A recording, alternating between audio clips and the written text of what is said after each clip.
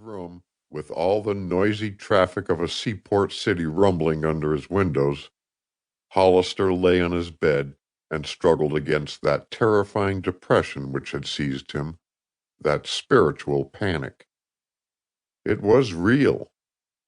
It was based upon undeniable reality. He was no more captain of his soul than any man born of woman has ever been when he descends into the dark places. But he knew that he must shake off that feeling, or go mad, or kill himself. One of the three. He had known men to kill themselves for less. He had seen wounded men beg for a weapon to end their pain. He had known men who, after months of convalescence, quitted by their own hand a life that no longer held anything for them. And it was not because life held out any promise to Hollister that he lived, nor was it a physical fear of death, nor any moral scruple against self-destruction. He clung to life because instinct was stronger than reason, stronger than any of the appalling facts he encountered and knew he must go on encountering. He had to live, with a past that was no comfort, going on down the pathway of a future which he attempted not to see clearly, because when he did envisage it, he was stricken with just such a panic as now overwhelmed him. To live on and on, a pariah among his fellows because of his disfigurement. A man with a twisted face, a gargoyle of a countenance. To have people always shrink from him. To be denied companionship, friendship, love. To know that so many things which made life beautiful were always just beyond his reach. To be merely endured. To have women pity him and shun him. The sweat broke out on Hollister's face when he thought of all that. He knew that it was true. This knowledge had been growing on him for weeks.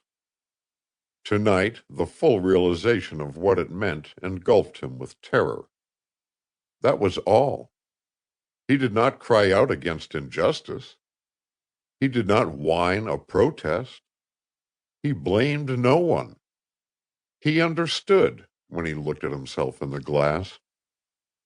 After a time, he shook off the first paralyzing grip of this unnameable terror which had seized him with clammy hands, fought it down by sheer resolution. He was able to lie staring into the dusky spaces of his room and review the stirring panorama of his existence for the past 4 years. There was nothing that did not fill him with infinite regret, and there was nothing which by any conceivable effort he could have changed. He could not have escaped one of those calamities which had befallen him. He could not have left undone a single act that he had performed. There was an inexorable continuity in it all. There had been a great game. He had been one of the pawns. Hollister shut his eyes. Immediately, like motion pictures projected upon a screen, his mind began to project visions. He saw himself kissing his wife good-bye. He saw the tears shining in her eyes. He felt again the clinging pressure of her arms, her cry that she would be so lonely. He saw himself in billets, poring over her letters. He saw himself swinging up the line with his company, crawling back with shattered ranks after a hammering, repeating this over and over again, till it seemed like a nightmare in which all existence was comprised in blood and wounds and death and sorrow, enacted at stated intervals to the rumble of guns.